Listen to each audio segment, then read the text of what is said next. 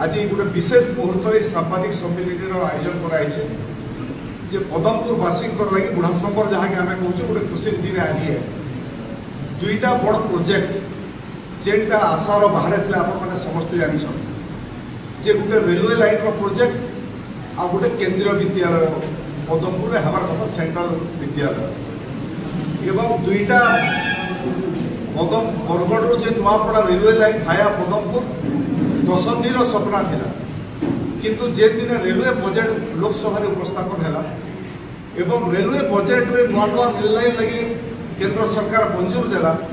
बरगढ़ और Nuapada railway line के मंजूर नहीं देला से दिन अनेक समालोचना कथा सुनबार के मिली पार्टी के भी व्यक्तिगत हिसाब से एमपी हिसाब से मत भी अनेक समालोचना मिलते जे आगे बरगढ़ और नुआपड़ा रेलवे लाइन केमती गला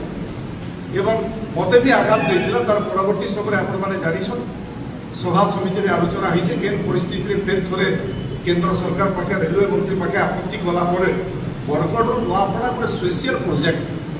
जेटा फिजिबिलिटी नहीं थे भी ट्रेन में जो पैसा आसवा तार हिसाब किताब गड़बड़ी थे भी ठीक रिपोर्ट नहीं देते भी स्पेशल प्रोजेक्ट गोटे मान्यता केंद्र सरकार देकर 138 kilometre railway line Bargarh Nuapada बराबर लगी 2846 कोटी टंका केंद्र सरकार मंजूर कर सारी एवं जमी अधिग्रहण कार्यक्रम बरगढ़ अंचल में आरंभ हो सारी किन जगह जमी जीवा चिन्ह से प्रक्रिया भी आरंभ हो नुआपड़ा अंचल भी से प्रक्रिया आरंभ होगा जाऊँगी आम चाहूँ 2029 तक मुई केंद्र मंत्री अश्विनी वैष्णव संगे गोटे मीटिंग रे आम बसीलु एमपी मैंने धर्मेंद्र प्रधान माननीय केंद्र मंत्री भी थे मुई से मीटिंग रे कहीकि 2029 तक बरगढ़ पदमपुर रेलवे लाइन में आप उद्घाटन करेंगे ट्रेन में आम बसिक जावा कथा आम आशा करूँ ट्रेन लाइन क्षिप्र गति में आ दशंधि सपना पूरण कर नरेंद्र मोदी को एवं केंद्र मंत्री अश्विनी वैष्णव को एवं ओडिशार माननीय मुख्यमंत्री मोहन चरण माझी को आज भारतीय जनता पार्टी पदमपुर अंचल तरफ आम धन्यवाद दूँ आ गए जेन दाबी था सेंट्रल स्कूल केंद्रीय विद्यालय पदमपुर हमार कथा पिछड़ा अंचल जिते बेले पांडागढ़ अंचल में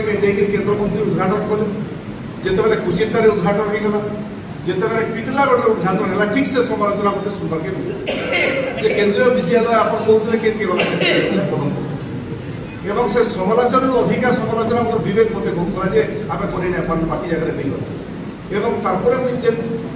केतगिरी केंद्रीय विद्यालय हवा तार जे योजना आरंभ करी जे जाएगी से विषय आलोचना करवा लगी चाहला किंतु धन्यवाद देवी केंद्र मंत्री धर्मेंद्र प्रधान महोदय को जे से कथार गंभीरता उद्भव कले एवं 3 दिन तले केंद्र सरकार प्रस्ताव कला एवं पदमपुर में केंद्रीय विद्यालय हमार लगे नरेंद्र मोदी अध्यक्षतार जो कैबिनेट बैठक होता से पदमपुर में गोटे केंद्रीय विद्यालय पारित होगा लगे केंद्र सरकार मंजूर कर से लगे नरेंद्र मोदी को रेलवे लाइन लगे अश्विनी वैष्णव को ओडिशार मुख्यमंत्री मोहन चरण माझी को एवं धर्मेंद्र प्रधान जे 2014 परवर्ती समय जदिओ 2014 ରୁ 2024 तक ओडिशा रे अपन दल सरकार नहीं थे किंतु केंद्र सरकार केनता पर्याप्त अर्थ ओडिशा के आसमा ओडिशा विकास सेवा से मुख्य भूमिका नहीं श्रीयुक्त धर्मेंद्र प्रधान केंद्र शिक्षा मंत्री जे आपको सेंट्रल विद्यालय देवार लगी प्रस्ताव देछन मुई 4 जन को भारतीय जनता पार्टी पदमपुर अंचल तरफ आपणकर जरिया बहुत बहुत धन्यवाद एवं अभिनंदन ज्ञापन करूँ एवं तार संगे संगे राज्य सरकार संगे दुईटा पर्यायर आलोचना होती आमर अंचल नरसिंहनाथ गोटे बड़ तीर्थ क्षेत्र है नरसिंहनाथ पर्यटन स्थली केता विकास है अतीत आम देखीचु जे विकास हमार कथा नहीं हो पारे धन्यवाद देवी 10 लाख टंका पहला थर लगी गोटे सरकार आसला वैशाख मेला लगी देले पाखापाखि 2 कोटी टंकार काम आरंभ होइছে आ पाखापाखि 40 ରୁ 50 कोटी टंकार डीपीआर तैयारी होइছে सेटा एप्रूवाल हला पर 40-50 कोटी टंकार फिर राज्य सरकार एवं केंद्र सरकार के अधिका पैसा आसवा रूपे विभिन्न योजना लगी उद्यम के नृसिंहनाथ मंदिर पर्यटन स्थल विकास लगी राज्य और केंद्र सरकार चलई मुई से लगी धन्यवाद देवा लगी चाहिए एवं आज स्वतंत्र हिसाब से आम पदमपुर जदिओ आम आशा करूँ 6टा जगह आम जीतु लोकसभा निर्वाचन में मोर अधीन में 6टा विधानसभा आम 6टा एमएलए जीतले दुर्भाग्यवशत लोक मैंने कण निष्पत्ति निर्णय मुझे जानी नहीं पारे उचित होता जदि गोवर्धन भोई भी भारतीय जनता पार्टी प्रार्थी जीति पदमपुर अंचल हक लगी जोटे आदिवासी नेता से दाबी उपस्थापन करुते अनेक काम डबल इंजिन सरकार दिल्ली और केन्द्र में अच्छे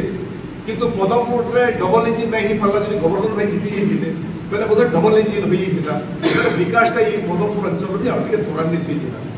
तार सत्वे भी गोवर्धन भाई प्रयास करुचे ओडिशार माननीय मुख्यमंत्री संगे आलोचना है ये पदमपुर अंचल काकाड़ा विकास पार्बा पदमपुर अंचल रोड रास्ता चेक डैम जलसेचन विद्यालय